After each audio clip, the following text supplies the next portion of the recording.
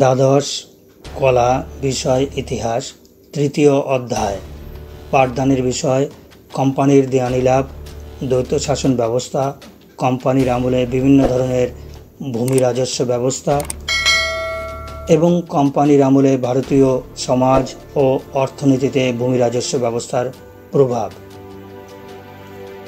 আলোচনার প্রথমেই আসি ইংরেজ ইস্ট ইন্ডিয়া কোম্পানির আমলে বাংলায় দেওয়ানি লাভ ও তার ফলাফল ও গুরুত্ব সম্পর্কে।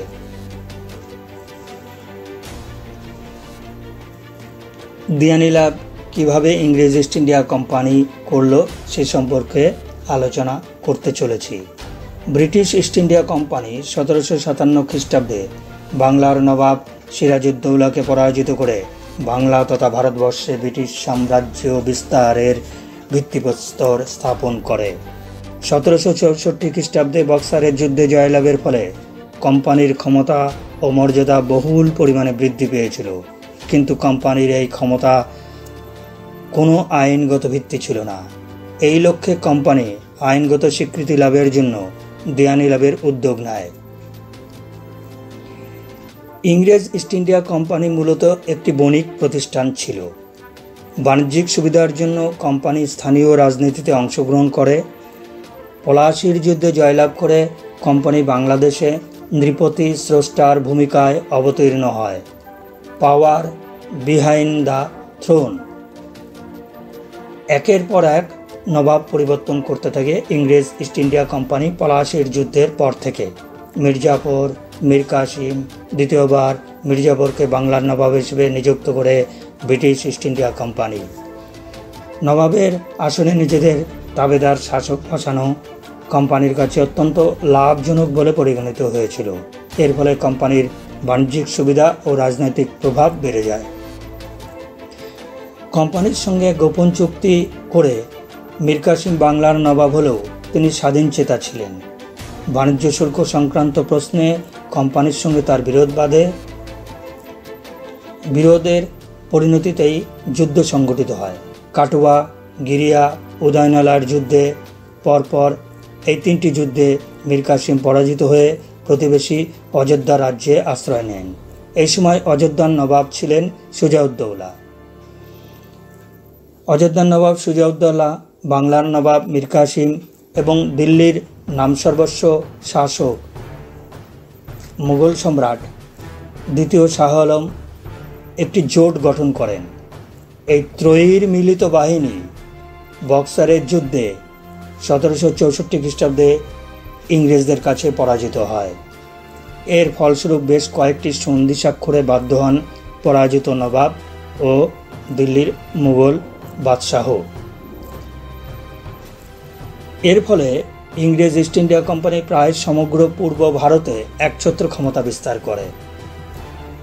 1765 খ্রিস্টাব্দের মে মাসে ক্লাইভ দ্বিতীয়বার গভর্নর হিসেবে বাংলায় আসেন। বক্সারের যুদ্ধে পরাজিত অযোধ্যার নবাব সুজাউদ্দৌলা ও দিল্লির নামমাত্র বাদশাহ দ্বিতীয় শাহ আলমের সঙ্গে কোম্পানির ভবিষ্যৎ সম্পর্ক নির্ধারণ তখনও নিরূপিত হয়নি। এলাহাবাদের প্রথম সন্ধি দ্বারা অযোধ্যার নবাব সুজাউদ্দৌলা কোম্পানির সঙ্গে আত্মরক্ষামূলক মিত্রতা স্থাপন করেন। যুদ্ধের ক্ষতিপূরণ হিসেবে তিনি কোম্পানিকে 50 লক্ষ টাকা এবং কারা ও এলাহাবাদ প্রদেশ দান করতে বাধ্য হন।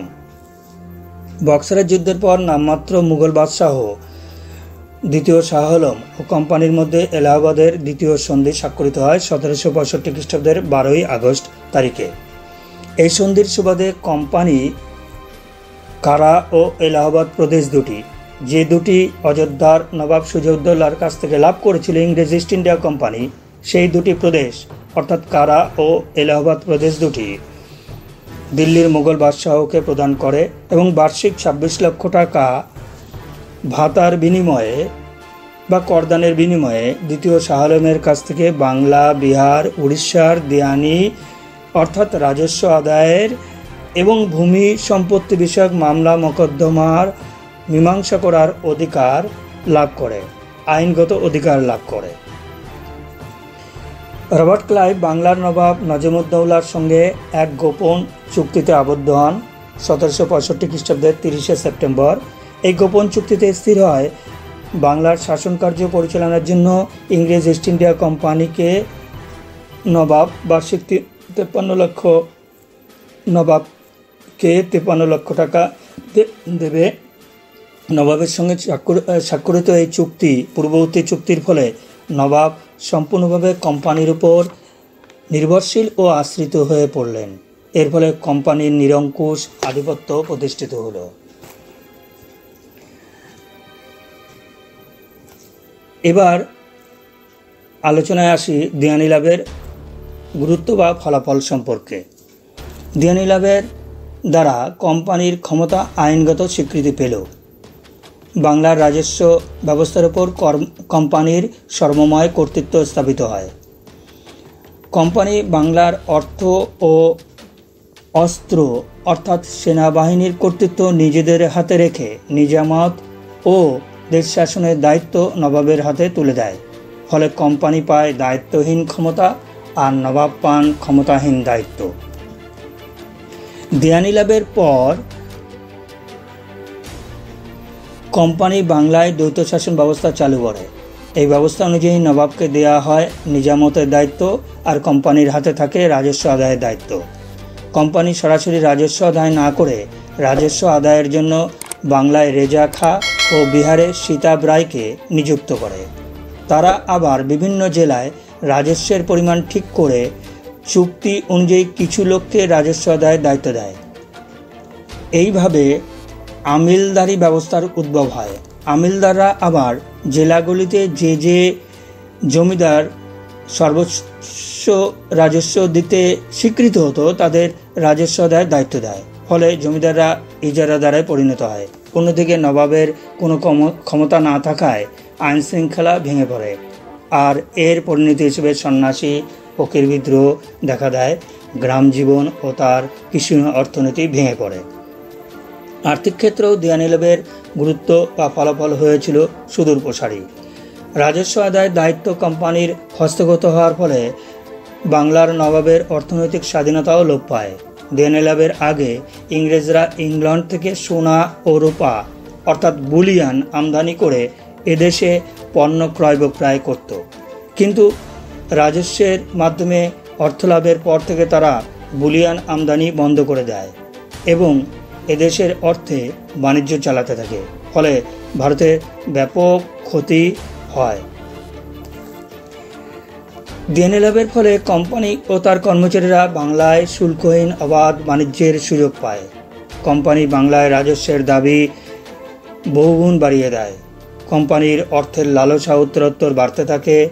নায়েব দেওয়ান রেজা খাঁ কোম্পানিকে সতর্ক করে বলেন, এই হারে কর আদায় করা হলে বাংলায় বিপর্যয় নেমে আসবে। কোম্পানির কর্তৃপক্ষ এই সাবধান বাণীতে কর্ণপাত না করলে ৭৬-এর মন্বন্তরের পটভূমি দেখা দেয়। কোম্পানির দেওয়ানি লাভের পর বাংলা থেকে ব্যাপক সম্পদের নির্গমন হতে থাকে। কোম্পানি ও তার কর্মচারীরা অবাধ লুণ্ঠন করতে থাকে আর এই লুণ্ঠিত অর্থে ইংল্যান্ড সম্পদশালী হয়ে ওঠে। অনেক ইতিহাসবিদ মনে করেন যে বাংলা থেকে পাঠানো এই সম্পদের সাহায্যে ইংল্যান্ডে শিল্প বিপ্লবে মূলধনের সরবরাহ হয়েছিল। এইভাবে দেওয়ানি লাভের ফলে ইংরেজ ইস্ট ইন্ডিয়া কোম্পানির সর্বময় কর্তৃত্ব প্রতিষ্ঠিত হলো। মুঘল সম্রাটের নামের আড়ালে বাংলার নবাবকে সামনে রেখে ইংরেজ ইস্ট ইন্ডিয়া কোম্পানি বাণিজ্যিক, অর্থনৈতিক, রাজনৈতিক স্বার্থসিদ্ধির উপায় স্থির করেন রবার্ট ক্লাইভ। ফলে ব্রিটিশ ইস্ট ইন্ডিয়া কোম্পানি দেওয়ানি লাভ ভারতের ইতিহাসে এক গুরুত্বপূর্ণ অধ্যায় রূপে পরিগণিত হয়। আমি এত সময় তোমাদের দেওয়ানি লাভ এর পটভূমি ও তার গুরুত্ব ফলাফল সম্পর্কে আলোচনা করলাম। তোমাদের আলোচনার বিষয়বস্তু পাঠিয়ে দেওয়া হলো তোমাদের বোঝার সুবিধার্থে এবং জানার সুবিধার্থে।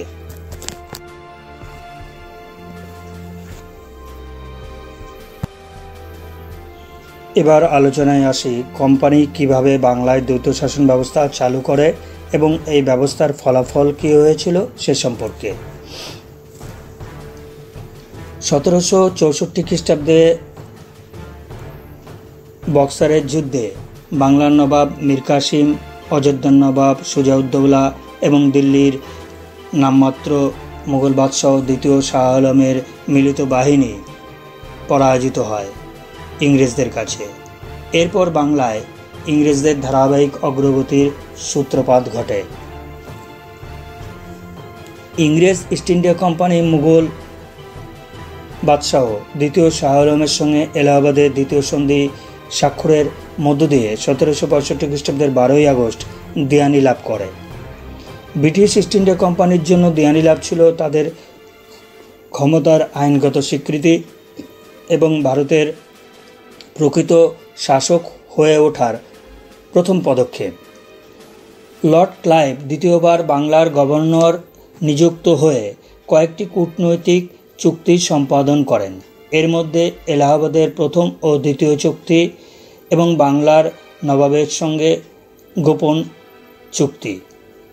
বাংলার নবাব মির্জাফরের মৃত্যু হলে তার নাবালক পুত্র নজমুদ্দৌলার সঙ্গে লর্ড ক্লাইভ একটি গোপন চুক্তি স্বাক্ষর করে 1765 খ্রিস্টাব্দের 20 ফেব্রুয়ারি। এর দ্বারা কোম্পানি নবাবকে রক্ষার দায়িত্ব গ্রহণ করে। নবাবের সৈন্য সংখ্যা কমিয়ে মাত্র 16,000 করা হয়। নাবালক নবাবকে রাজ্য শাসনে সাহায্য করার জন্য কোম্পানি 2 জন নায়েব সুবা নিযুক্ত করে। বাংলার দায়িত্বে মোহাম্মদ রেজা খাঁ এবং বিহারের দায়িত্বে সীতাব রায় নিযুক্ত হন। নবাবকে সুবে বাংলার রাজস্ব থেকে বার্ষিক 53 লক্ষ টাকা বরাদ্দ করা হয়। এই টাকার মধ্যে সামরিক ও বেসামরিক ব্যয় নির্বাহের ব্যবস্থা করতে হয়। স্থির হয় কোম্পানির বিনা অনুমতিতে নবাব দিল্লির মুঘল সম্রাটের নিজামতি ফরমান আনতে পারবেন না। কোম্পানির নিযুক্ত নায়েব সুবাদের নবাব পদচ্যুত করতে পারবেন না। লর্ড ক্লাইভের সঙ্গে নবাব নজমুদ্দৌলার সম্পাদিত চুক্তি নবাবকে নামসর্বস্ব শাসকে পরিণত করে। নবাব কোম্পানির বৃত্তিভোগীতে পরিণত হন। বার্ষিক 53 লক্ষ টাকা ছাড়া বাংলার রাজস্বের উপর তার কোনো অধিকার ছিল না। তাকে সীমিত অর্থে সামরিক ও বেসামরিক ব্যয় নির্বাহ করতে হয়। তার প্রশাসনিক ক্ষমতা কোম্পানির নিযুক্ত নায়েব সুবারা নিয়ন্ত্রণ করত। রাজধানী মুর্শিদাবাদে নিযুক্ত ইংরেজ রেসিডেন্টের নির্দেশ ও পরামর্শ নবাবকে পালন করতে হতো। এইভাবে নবাব কেবল দায়িত্ব নির্বাহী হন, আর কোম্পানি কোনো দায়িত্ব পালন না করে আর্থিক, সামরিক ও রাজনৈতিক ক্ষমতার অধিকারী হয়। বাংলায় শাসন ব্যবস্থায় একই সঙ্গে নবাব ও কোম্পানির উপস্থিতি এবং নবাবের ক্ষমতাহীন দায়িত্ব আর কোম্পানির দায়িত্বহীন ক্ষমতার সহাবস্থান দ্বৈত শাসন ব্যবস্থা নামে পরিচিত। এই ব্যবস্থাকে মার্কস সিস্টেমও বলা হয়। এই ব্যবস্থা 1765 খ্রিস্টাব্দ থেকে 1772 খ্রিস্টাব্দ পর্যন্ত প্রবর্তিত ছিল। এই পরিপ্রেক্ষিতে এই সময়কালে ভারতে, বিশেষত বাংলায় যে পরিস্থিতির সৃষ্টি হয় তা লক্ষ্য করে পার্সিভাল স্পেয়ার মন্তব্য করেছিলেন, ক্ষমতা বিনা দায়িত্ব এবং দায়িত্ব বিনা ক্ষমতা, responsibility without power and power without responsibility. দ্বৈত শাসন ছিল আসলে কুশাসন। জনমানুষে বিভীষিকা হিসেবে দেখা দেয় লর্ড ক্লাইভ প্রবর্তিত দ্বৈত শাসন ব্যবস্থা। বিশৃঙ্খলা ও দুর্নীতি মাত্রাতিরিক্ত বৃদ্ধি পায়। ঐতিহাসিক জনকে বলেছেন যে দ্বৈত শাসন বিশৃঙ্খল অবস্থাকে আরও বিভ্রান্তিকর করে তুলেছিল, দুর্নীতিকে করে তুলেছিল আরও দুর্নীতিগ্রস্ত। The dual administration made confusion more confounded and corruption more craft. দ্বৈত শাসন ব্যবস্থা প্রবর্তনের পর বাংলায় কোম্পানি সীমাহীন অর্থনৈতিক শোষণ শুরু করে।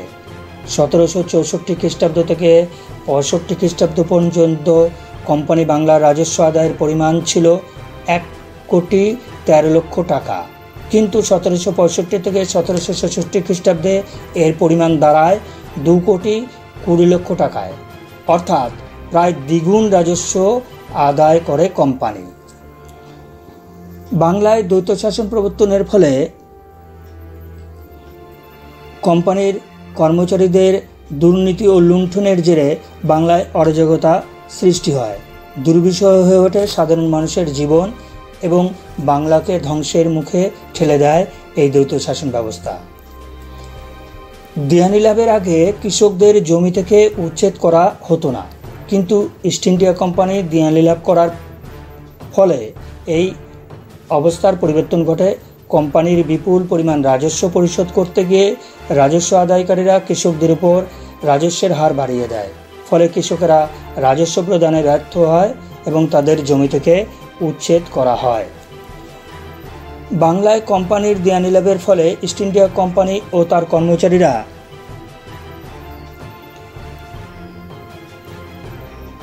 একচেটিয়া বাণিজ্যিক অধিকার লাভ করে, ফলে ক্ষতিগ্রস্ত হয় দেশীয় বণিকগণ। ঐতিহাসিক গোলাম হোসেনের মতে, বাণিজ্যের কোনো শাখাই আর উন্মুক্ত নয়, সব শাখাই হয় কোম্পানি বা তার কর্মচারীদের দখলে চলে যায়।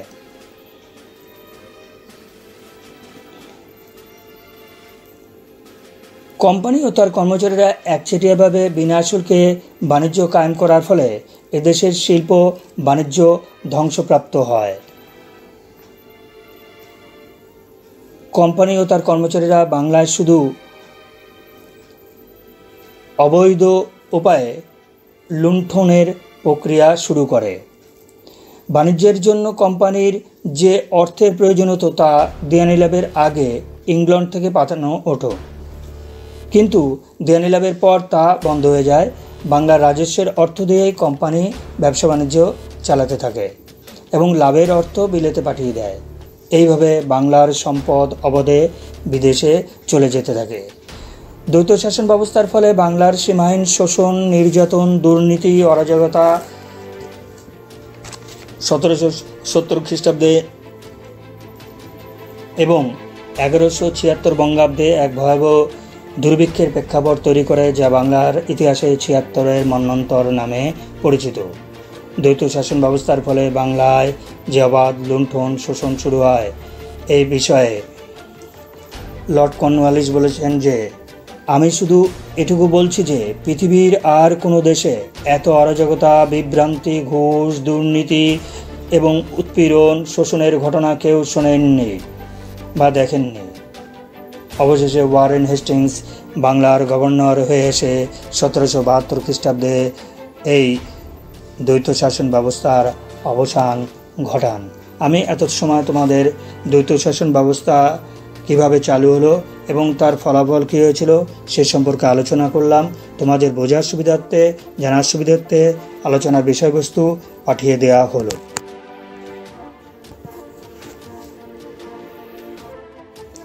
এখন যে গুরুত্বপূর্ণ বিষয় নিয়ে আলোচনা করব তা হলো কোম্পানির আমলে বিভিন্ন ধরনের ভূমি রাজস্ব ব্যবস্থা।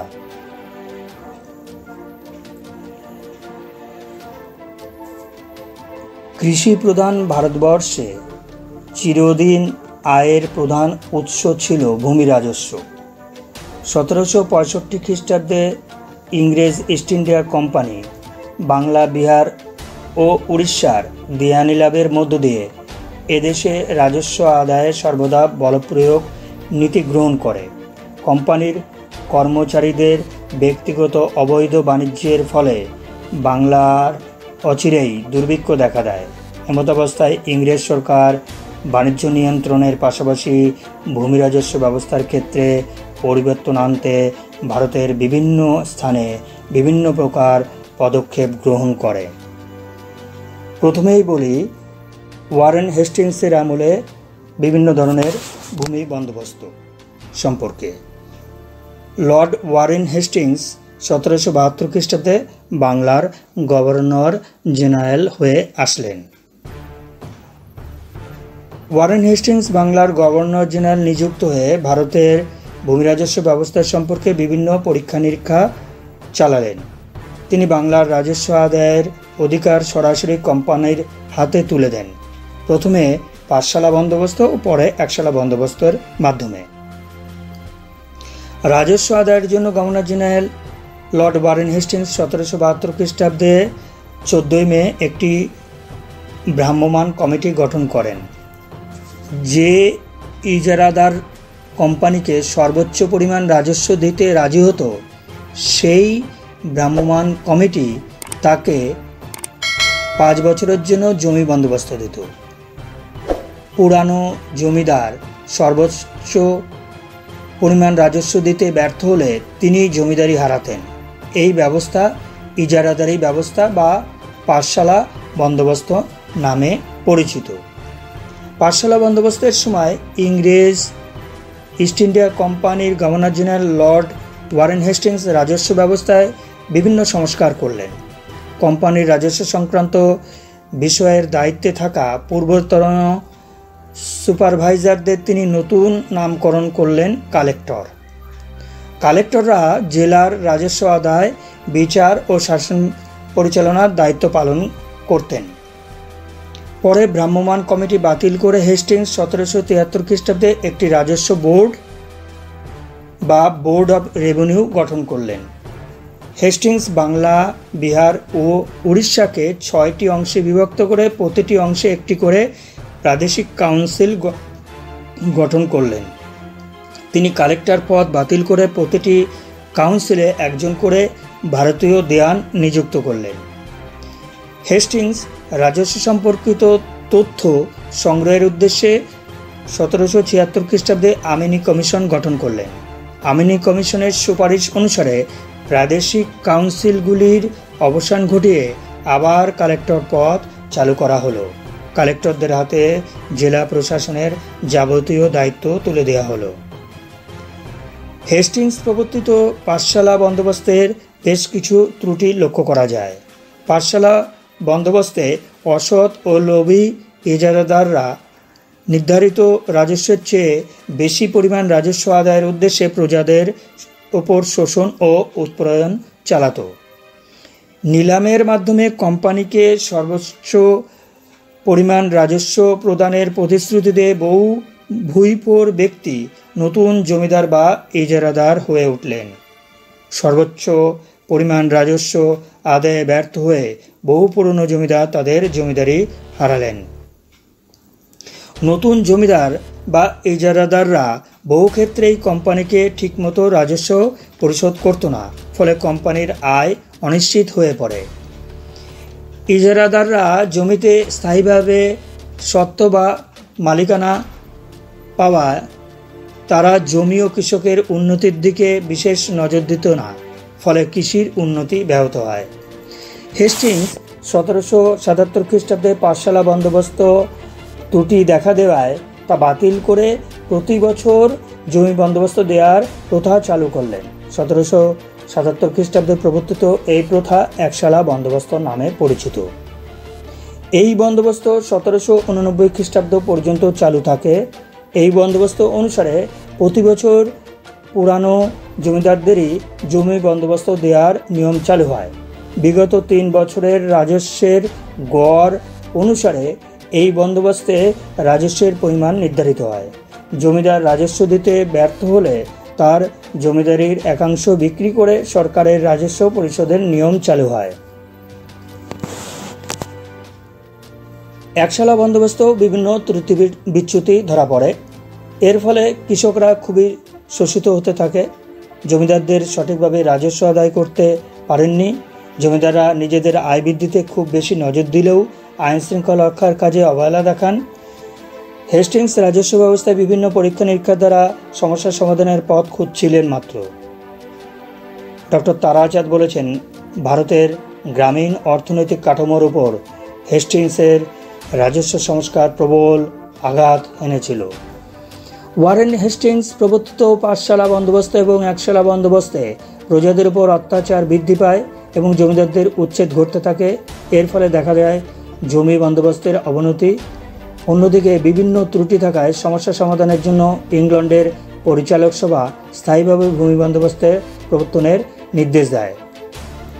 এই অবস্থায় গভর্নর জেনারেল হয়ে আসলেন 1786 খ্রিস্টাব্দে লর্ড কর্নওয়ালিস। লর্ড কর্নওয়ালিস ছিলেন ইংল্যান্ডের জমিদার পরিবারের সন্তান।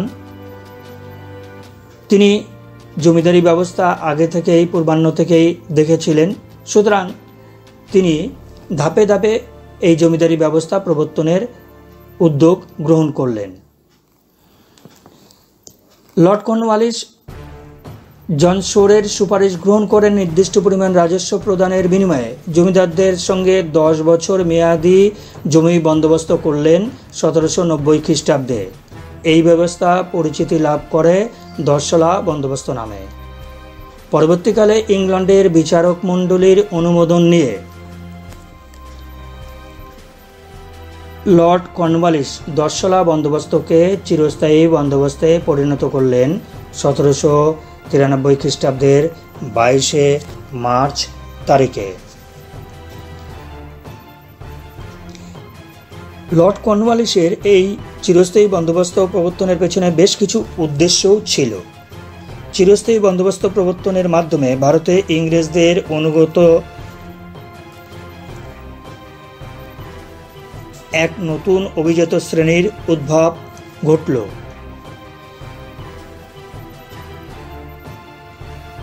কোম্পানির আশা ছিল যে চিরস্থায়ী বন্দোবস্ত প্রবর্তন করলে তারা নিয়মিত নির্দিষ্ট সময়ের মধ্যে নির্দিষ্ট হারে রাজস্ব পাবে। এর ফলে তাদের আয়ের অনিশ্চয়তা দূর হবে। রাজস্ব থেকে প্রতি বছর সুনিশ্চিত আয় হলে সরকারের পক্ষে বার্ষিক আয় ব্যয়ের বাজেট তৈরির কাজ সহজ হবে। জমিতে স্থায়ী অধিকার পেয়ে জমিদাররা কৃষি ও কৃষকের উন্নতির জন্য যথেষ্ট চেষ্টা করবেন। এতে দেশের সমৃদ্ধি বাড়বে এবং পরোক্ষে কোম্পানিরই লাভ হবে। এই চিরস্থায়ী বন্দোবস্ত প্রবর্তনের বিভিন্ন শর্ত ছিল। প্রথমত বলা যায় যে লর্ড কর্নওয়ালিস বিলেতের পরিচালক সভার অনুমোদন পেয়ে বন্দোবস্ত করেছিলেন। বাংলা, বিহার, উড়িষ্যায় 1793 খ্রিস্টাব্দের 22 মার্চ তারিখে। পরে বারাণসী, উত্তর পশ্চিম প্রদেশ, মাদ্রাজ প্রেসিডেন্সির কোনো কোনো অঞ্চলে এই ব্যবস্থাও চালু হয়। এই ব্যবস্থা অনুসারে স্থির হয় যে জমির উপর জমিদারদের বংশানুক্রমিক অধিকার স্বীকৃত হবে।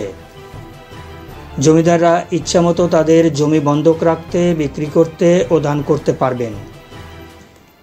1793 খ্রিস্টাব্দের হারেই ভূমি রাজস্বের পরিমাণ বহাল থাকবে। ভূমি রাজস্বের পরিমাণ 1789 থেকে 90 খ্রিস্টাব্দে আদায়কৃত রাজস্বের উপর ভিত্তি করে তার 9/10 রাজস্ব হিসেবে প্রদান করতে হবে কোম্পানিকে।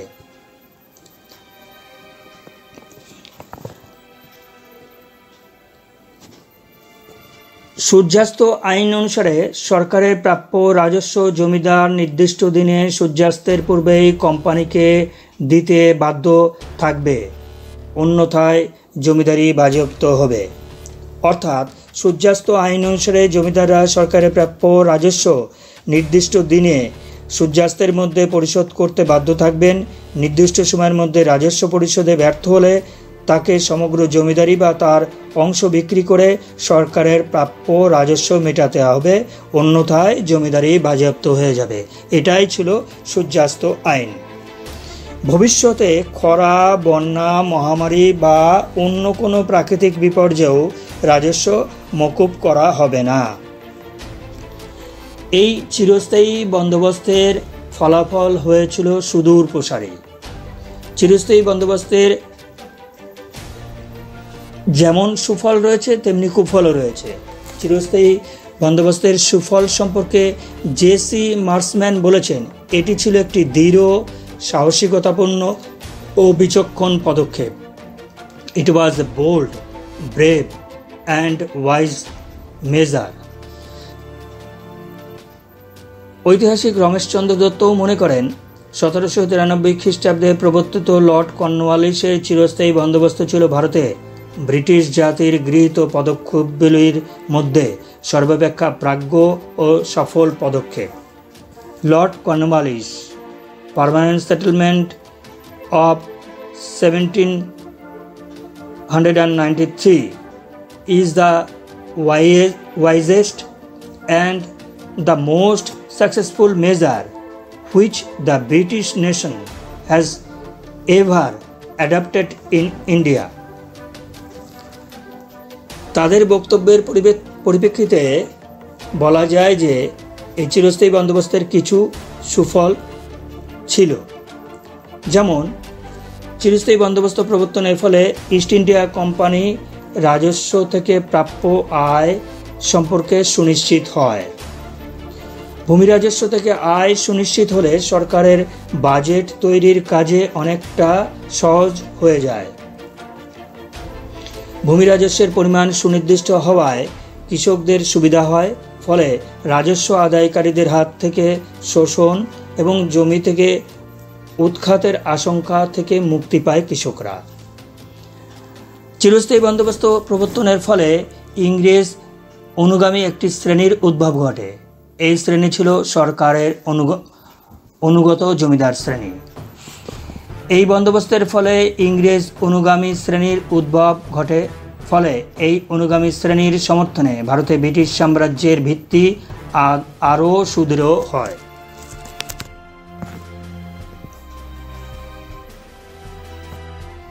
চিরস্থায়ী বন্দোবস্তের সুফলের পাল্লা থেকে কুফলের পাল্লা ছিল অনেক বেশি ভারী। কোনো ঐতিহাসিক মনে করেন যে এই বন্দোবস্তের কুফল ছিল অত্যধিক। এডওয়ার্ড থর্নটন বলেছেন যে চরম অজ্ঞতা থেকেই চিরস্থায়ী বন্দোবস্তের সৃষ্টি হয়। টি.আর. হোমস বলেছেন চিরস্থায়ী বন্দোবস্ত ছিল একটি দুঃখজনক ভুল। The permanent settlement was a sad blunder.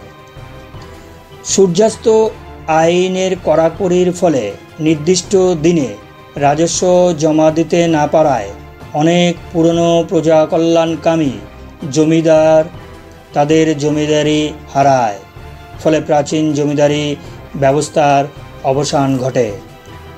পুরনো জমিদাররা তাদের জমিদারি হারালে শহরের ধনী ব্যক্তিগণ এই জমিদারিগুলি কিনে নেন, ফলে নতুন গজে ওঠা ভূঁইফোর জমিদার শ্রেণীর উদ্ভব ঘটে। এই নতুন জমিদারদের কোনো রকম প্রজা কল্যাণের ইচ্ছা না থাকায় শোষণের শিকার হয় প্রজারা। জমিদারদের চাহিদা মতো কৃষকরা রাজস্ব দিতে না পারলে জমিদাররা কৃষককে জমি থেকে উচ্ছেদ করত। এর ফলে ভূমিহীন কৃষকের সংখ্যা ক্রমাগত বৃদ্ধি পেতে থাকে। চিরস্থায়ী বন্দোবস্তে জমির গুণগত মান বিচার না করে রাজস্ব ধার্য করা হয়েছিল, ফলে অধিকাংশ ক্ষেত্রে রাজস্বের হার ছিল বেশি। সরকার জমিদারগণের রাজস্বের পরিমাণ স্থির করে দেয়, ফলে সরকারের যে বাড়তি আয় বৃদ্ধির পথ ছিল তা চিরতরে বন্ধ হয়ে যায়। চিরস্থায়ী বন্দোবস্তে সবচেয়ে ক্ষতিগ্রস্ত হয়েছিল কৃষক সম্প্রদায়। চিরস্থায়ী বন্দোবস্ত প্রবর্তনের ফলে পত্তনি প্রথার উদ্ভব ঘটে। এই পত্তনি প্রথার মধ্য দিয়ে পত্তনিদার,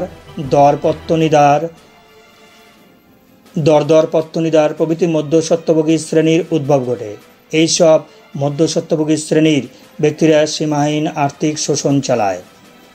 চিরস্থায়ী বন্দোবস্তে এই আর্থিক শোষণের ফলে কৃষকরা সর্বশান্ত হয়ে পড়েছিল, ভূমিহীন হয়ে পড়েছিল। কৃষকদের অবস্থা দুর্বিষহ হয়ে পড়েছিল। কৃষকদের উপর বিপুল পরিমাণ রাজস্বের বোঝা চাপিয়ে তা আদায় করতে গিয়ে তাদের উপর তীব্র শোষণ ও অত্যাচার চালানো হয়। 19বিংশ শতকে প্রথম থেকেই রামমোহন রায়, লালবিহারী দে, হরিশচন্দ্র মুখোপাধ্যায়, বঙ্কিমচন্দ্র চট্টোপাধ্যায়, রমেশচন্দ্র দত্ত প্রমুখ চিরস্থায়ী বন্দোবস্তের ফলে রায়তের দুর্দশার কথা সবার সামনে তুলে ধরেছেন। চিরস্থায়ী বন্দোবস্তের মাধ্যমে দ্রুত বেশি অর্থ উপার্জনের আশায় বহু মানুষ ব্যবসা বাণিজ্য ছেড়ে জমিদারির দিকে ঝুঁকে পড়ে। বেশিরভাগ মানুষ কৃষি নির্ভর হয়ে পড়ে, ফলে শিল্প ও বাণিজ্য ক্ষতিগ্রস্ত হয়। বাংলার কৃষকদের দুরবস্থার জন্য রমেশচন্দ্র দত্ত তার বাংলার কৃষক গ্রন্থে চিরস্থায়ী বন্দোবস্তকেই দায়ী করেছেন। এই বন্দোবস্তের সুফল ও কুফলের দুটি দিকই লক্ষণীয়। চিরস্থায়ী বন্দোবস্ত প্রবর্তনের ফলে ভারতের গ্রামীণ অর্থনীতি ও সামাজিক ক্ষেত্রে মৌলিক পরিবর্তন ঘটে। এই ব্যবস্থার ফলে মধ্যস্বত্বভোগী শ্রেণী, মহাজন প্রভৃতি নতুন শ্রেণীর সৃষ্টি হয়। শোষণ ও অত্যাচারের ফলে গ্রামীণ কৃষককুলের দুর্দশা ও দুঃখ সীমাহীনভাবে বৃদ্ধি পায়। আমি এত সময় তোমাদের কোম্পানির আমলে যে ভূমি বন্দোবস্ত সে সম্পর্কে ওয়ারেন হেস্টিংসের আমলে ভূমি বন্দোবস্ত এবং চিরস্থায়ী বন্দোবস্তের প্রবর্তন, তার শর্তাবলী, উদ্দেশ্য এবং ফলাফল সম্পর্কে আলোচনা করলাম। আলোচনার বিষয়বস্তু তোমাদের বোঝার সুবিধার্থে, জানার সুবিধার্থে পাঠিয়ে দেওয়া হলো।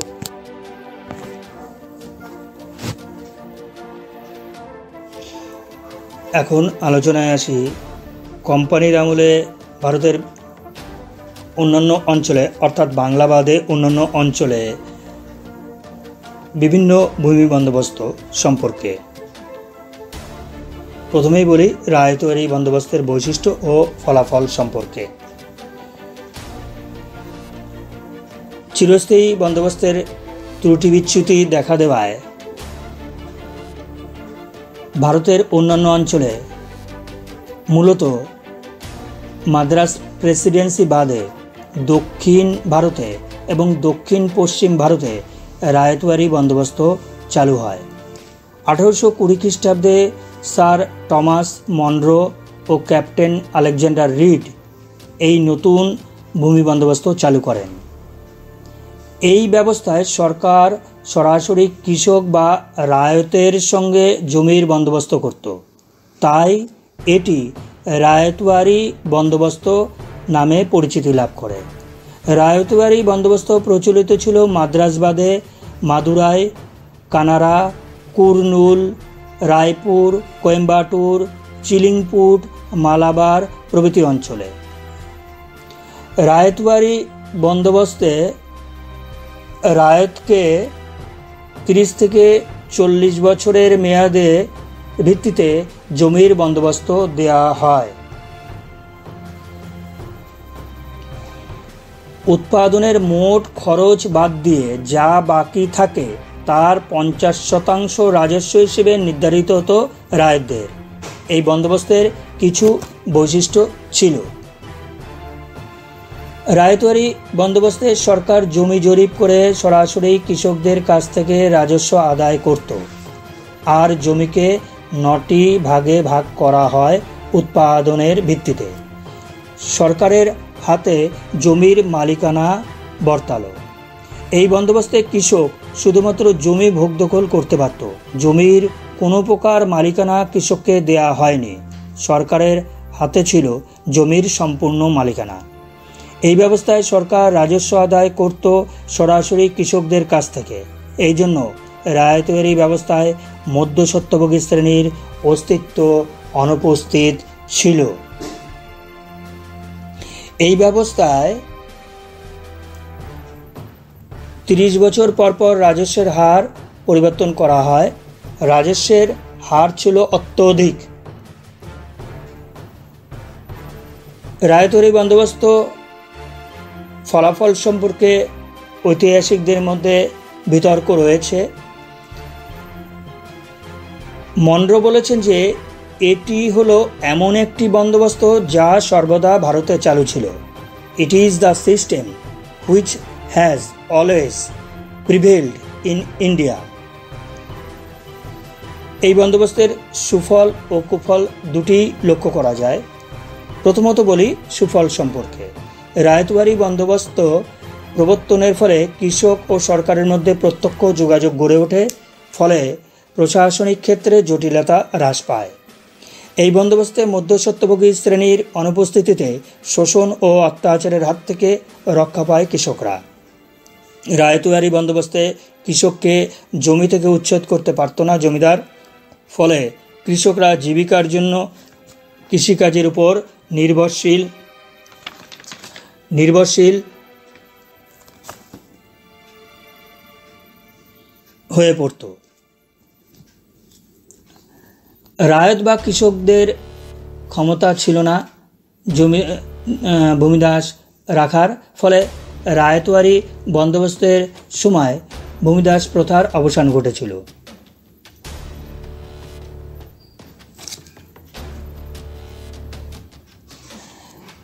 রায়তওয়ারি বন্দোবস্তের সুফল অপেক্ষা কুফলের পরিমাণই ছিল বেশি। এই ব্যবস্থায় মধ্যস্বত্বভোগী শ্রেণী উপস্থিত না থাকায় সরকারি কর্মচারীদের শোষণ ও অত্যাচারের শিকার হতো কৃষকরা। রায়তওয়ারি বন্দোবস্তে অত্যাধিক চড়া ছিল রাজস্বের হার, ফলে কৃষকদের অবস্থা শোচনীয় হয়ে উঠেছিল। জমির মালিকানা ছিল সরকারের হাতে। জমির ভাড়াটে হিসেবে কৃষক প্রজাদের কাছ থেকে সরকার রাজস্ব আদায় করত। সরকারের ঘোষণা অনুযায়ী কৃষকের কাছ থেকে আদায়কৃত অর্থ ছিল জমির ভাড়া, খাজনা নয়। খরা, বন্যার মতো প্রাকৃতিক বিপর্যয়ে ফসলহানি ঘটলেও খাজনার পরিমাণ হ্রাস করা হতো না বা রাজস্ব মকুব করা হতো না। সরকারের রাজস্বের চাহিদা মেটানোর জন্য অবশেষে সাহুকার মহাজনদের কাছ থেকে চড়া সুদে ঋণ গ্রহণ করতে বাধ্য হতো কৃষকরা। এর ফলে কৃষকরা সর্বশান্ত হয়ে পড়েছিল। রায়তওয়ারি বন্দোবস্তর সুফল অপেক্ষা কুফল ছিল বেশি, যার ফলে 1876 খ্রিস্টাব্দে দাক্ষিণাত্য কৃষক বিদ্রোহ সংগঠিত হয়। সাহুকার মহাজনদের অত্যাচারের বিরুদ্ধে সরব হয়ে এই দাক্ষিণাত্য হাঙ্গামা দেখা দিয়েছিল। সরকার দাক্ষিণাত্য কৃষি ত্রাণ আইন পাশ করলেও এর ফলে দাক্ষিণাত্য বিদ্রোহ দেখা দেওয়ায়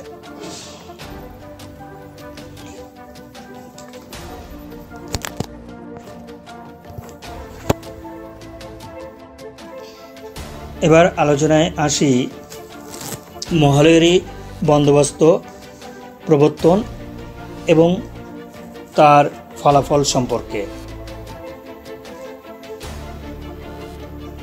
19বিংশ শতকের গোড়ায় হল্ট ম্যাকেঞ্জি প্রবর্তন করলেন এই মহলওয়ারি বন্দোবস্ত। চিরস্থায়ী বন্দোবস্তের ত্রুটি বিচ্যুতি দেখা দেওয়ায় উত্তর ভারত ও অন্যান্য স্থানের কিছু কিছু স্থানে চিরস্থায়ী বন্দোবস্ত চালু করার বিষয়ে কোম্পানির কর্তাদের মধ্যে মতভেদ দেখা দেয়। এই পরিস্থিতিতেই ব্রিটিশ সরকার 1822 খ্রিস্টাব্দে গাঙ্গেয় উপত্যকা, উত্তর পশ্চিম প্রদেশ ও মধ্য ভারতের কিছু কিছু অঞ্চলে মহলওয়ারি ব্যবস্থা নামে এক নতুন ভূমি বন্দোবস্ত চালু করলেন। আমি আগেই বললাম যে এই বন্দোবস্তের প্রবর্তক ছিলেন হল্ট ম্যাকেঞ্জি এবং এলফিনস্টোন। এই ব্যবস্থায় কয়েকটি গ্রাম নিয়ে মহল বা তালুক সৃষ্টি করে কোনো ব্যক্তিবর্গকে যৌথভাবে রাজস্ব দেওয়ার শর্ত দেওয়া হতো। এই মহলের ইজারা মহল ধরে জমির বন্দোবস্ত করা হতো বলে এটি মহলওয়ারি বন্দোবস্ত নামে পরিচিতি লাভ করে। মহলওয়ারি ব্যবস্থা প্রচলিত ছিল উত্তরপ্রদেশ, দিল্লি ও মধ্যপ্রদেশে। এই ব্যবস্থার 3টি পর্যায় দেখা দেয়: 1793 থেকে 1821 খ্রিস্টাব্দ, 1722 থেকে 1832 খ্রিস্টাব্দ, 1833 থেকে 1857 খ্রিস্টাব্দ।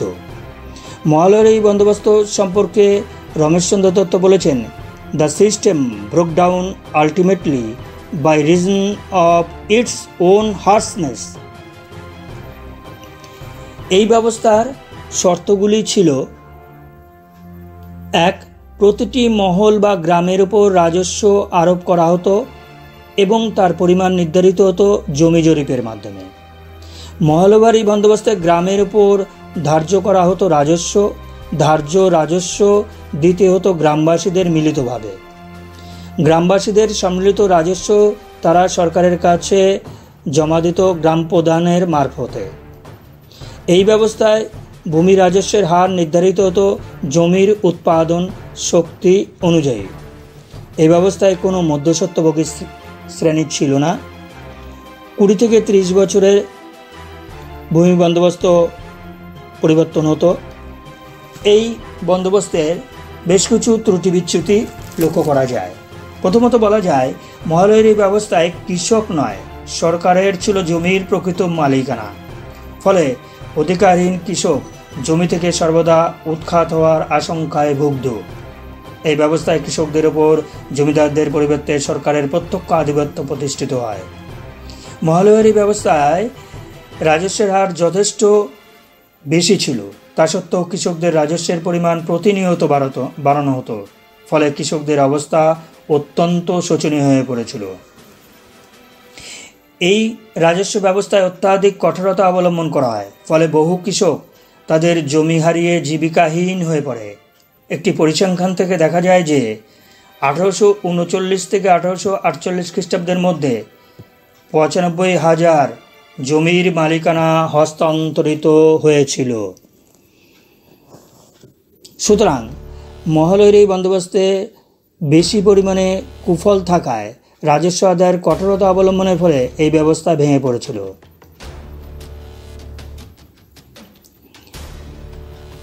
এই বন্দোবস্তে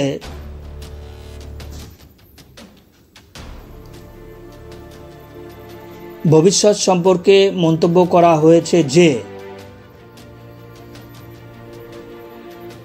it swept away virtually the whole of the rental of the country, leaving landlords and cultivators equally impoverished. It made accumulation of wealth and any improvement in the material condition of the people impossible, and it fixed no limit to the state demand in future. অর্থাৎ দেখা যায় যে এই বন্দোবস্ত বস্তুত দেশের সমস্ত ভাড়া বাবদ অর্থ লোপাট করে নেয় জমিদার ও কৃষকদের সমানভাবে নিঃসম্বল করে দিয়েছিল। এই বন্দোবস্ত ধনসঞ্চয় বা জনগণের কোনো রকম আর্থিক সমৃদ্ধি এই বন্দোবস্তের ফলে অসম্ভব হয়ে পড়ে এবং ভবিষ্যতে রাষ্ট্রের দাবি দেওয়া কোনো পরিসীমা থাকে না। তাহলে আমি এত সময় তোমাদের মহলবাড়ি বন্দোবস্ত সম্পর্কে আলোচনা করলাম। এবার আলোচনায় আসি ভাইয়াচারি বন্দোবস্ত সম্পর্কে। 1824 খ্রিস্টাব্দে রাজস্ব সচিব ম্যাকেঞ্জি ও এলফিনস্টনের প্রচেষ্টায় পাঞ্জাবের বিস্তীর্ণ অঞ্চলে প্রত্যেক চাষির সঙ্গে পৃথক পৃথকভাবে রাজস্ব ধার্য করে গ্রামের নির্ধারিত ব্যক্তির দ্বারা তা সংগ্রহ করে যে ব্যবস্থা করা হয়েছিল তা ভাইয়াচারি বা গ্রামওয়ারি ব্যবস্থা নামে পরিচিত। এই ব্যবস্থায় রাজস্বের হার অত্যধিক হওয়ায় বেশিরভাগ সময় কৃষকরা জমি থেকে উৎখাত হয়। তাহলে এত সময় আমি তোমাদের কোম্পানির আমলে বিভিন্ন ভূমি বন্দোবস্ত সম্পর্কে আলোচনা করলাম। এই আলোচনার বিষয়বস্তু তোমাদের বোঝার সুবিধার্থে জানার সুবিধার্থে পাঠিয়ে দেওয়া হলো।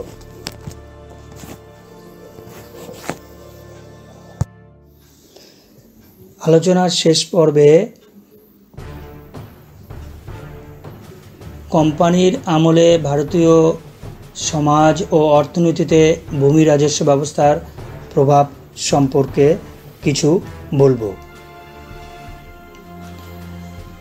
ইংরেজ ইস্ট ইন্ডিয়া কোম্পানির আমলে প্রবর্তিত ভূমি রাজস্ব ব্যবস্থাগুলি ভারতের সমাজ ও অর্থনৈতিক জীবনে গভীর প্রভাব ফেলেছিল।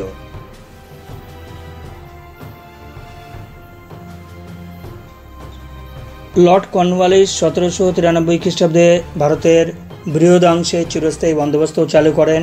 এছাড়া দক্ষিণ ও দক্ষিণ পশ্চিম ভারতের বেশ কিছু অংশে রায়তওয়ারি বন্দোবস্ত, গাঙ্গেয় উপত্যকা, উত্তর পশ্চিম প্রদেশ ও মধ্য ভারতের কিছু কিছু অঞ্চলে মহলবাড়ি এবং পাঞ্জাবে ভাইয়াচারি ব্যবস্থা চালু হয়েছিল।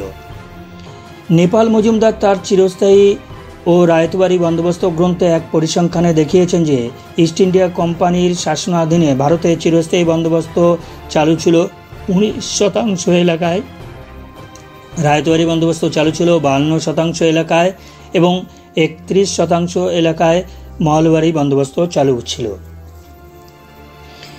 এই বন্দোবস্তগুলি সমাজ এবং অর্থনীতিতে কী প্রভাব ফেলেছিল সে সম্পর্কে কিছু বলবো। কোম্পানির ভূমি রাজস্ব ব্যবস্থায় জমিতে সরকার বা কোনো কোনো ক্ষেত্রে সরকারের অনুগত জমিদারের মালিকানা প্রতিষ্ঠিত হয়। কৃষক জমিতে তার স্বত্ব বা মালিকানা হারিয়ে এক ভাড়াটিয়া প্রজায় পরিণত হয়। তারা ছিল চিরস্থায়ী বন্দোবস্তে জমিদারদের প্রজা এবং রায়তৈরি বন্দোবস্তে সরকারের প্রজা। রায়তৈরি ব্যবস্থায় কৃষককে জমির মালিক বলে ঘোষণা করা হলেও বাস্তবে জমির উপর কৃষকের অধিকার ছিল খুবই সামান্য। ব্রিটিশ কোম্পানি প্রবর্তিত ভূমি রাজস্ব ব্যবস্থায় কৃষকদের ওপর উচ্চ হারে ভূমি রাজস্ব চাপানো হয়েছিল। চিরস্থায়ী বন্দোবস্তে প্রজার কাছ থেকে জমিদার ইচ্ছামতো রাজস্ব আদায় করতে পারতেন। রায়তবাড়ি ব্যবস্থায় উৎপন্ন ফসলের ৪৫ থেকে ৫৫% রাজস্ব হিসেবে আদায় করা হতো। কৃষকরা এই ব্যবস্থায় বিপুল পরিমাণ রাজস্ব পরিশোধে প্রায় ব্যর্থ হয়ে পড়েছিল। রাজস্ব পরিশোধে ব্যর্থ কৃষককে কখনো জমিদার, কখনো গ্রামের প্রধান, কখনো সরকারি কর্মচারীদের শোষণ ও অত্যাচারের শিকারে পরিণত হতে হতো। ব্রিটিশ ভূমি রাজস্ব ব্যবস্থায় জমিতে কৃষকের মালিকানা স্বীকৃত না হওয়ায় তারা জমি থেকে সর্বদা উৎখাতের আশঙ্কায় ভুগত। কৃষকের ওপর যে বিপুল পরিমাণ রাজস্ব চাপানো হতো তা পরিশোধের ক্ষমতায় কৃষকদের থাকতো না। বিপুল পরিমাণ রাজস্ব পরিশোধে ব্যর্থ হয়ে কৃষকরা ঘন ঘন জমি থেকে উৎখাত হতো। জমিদাররা চিরস্থায়ী বন্দোবস্তে ভূমি রাজস্ব ভূস্বামী বা জমির মালিককে পরিণত হন। জমি তাদের ব্যক্তিগত সম্পত্তিতে পরিণত হয়। জমিদার জমি বিক্রয় বা দান বন্ধক রাখার অধিকার লাভ করেন। এর ফলে কৃষকের ওপর জমিদারের সীমাহীন আধিপত্য প্রতিষ্ঠিত হয়। ব্রিটিশ ভূমি রাজস্ব ব্যবস্থায় কৃষকদের ওপর চাপানো বিপুল পরিমাণ রাজস্ব নগদ অর্থে পরিশোধ করতে হতো। রাজস্ব পরিশোধ করার উদ্দেশ্যে কৃষকরা মহাজনের দ্বারস্থ হতো। উচ্চ সুদে ঋণ নিতে বাধ্য হতো। কৃষক শেষ পর্যন্ত ঋণ পরিশোধে ব্যর্থ হলে ঋণদাতা মহাজন তার সর্বস্ব দখল করে নিতে হতো। এইভাবে দরিদ্র কৃষক ভূমিদাসে পরিণত হয়েছিল। জমিদার প্রত্যক্ষভাবে কৃষকদের কাছ থেকে রাজস্ব আদায় না করে তাদের অধস্তন কর্তৃপক্ষের হাতে এই দায়িত্ব তুলে দিয়েছিল। এইভাবে জমিদার ও কৃষকের মাঝখানে অন্তত ৫-৬ জন মধ্যস্বত্বভোগী শ্রেণী বা উপস্বত্বভোগী শ্রেণীর আবির্ভাব ঘটে। কৃষকদের উপর তীব্র অত্যাচার চালিয়ে যত বেশি সম্ভব রাজস্ব আদায় করাই ছিল তাদের প্রধান লক্ষ্য। পরবর্তীকালে এরা মধ্যস্বত্বভোগী শ্রেণীর অংশ হিসেবে পরিচিতি লাভ করে। তাহলে ইংরেজ ইস্ট ইন্ডিয়া কোম্পানির রাজস্ব ব্যবস্থায় ভারতের গ্রামীণ জীবনে বৈপ্লবিক পরিবর্তন ঘটে। ব্রিটিশ রাজস্ব ব্যবস্থার ফলে ভারতের চিরাচরিত অর্থনৈতিক সম্পর্ক ভেঙে পড়ে।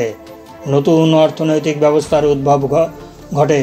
গ্রামীণ যৌথ পরিবারগুলি ও পঞ্চায়েত ব্যবস্থা ভাঙতে থাকে এবং কুটির শিল্পের ধ্বংসের পথে এগিয়ে যায়। এইভাবে গ্রাম জীবনে এক সামাজিক বিপ্লব ঘটে যায়।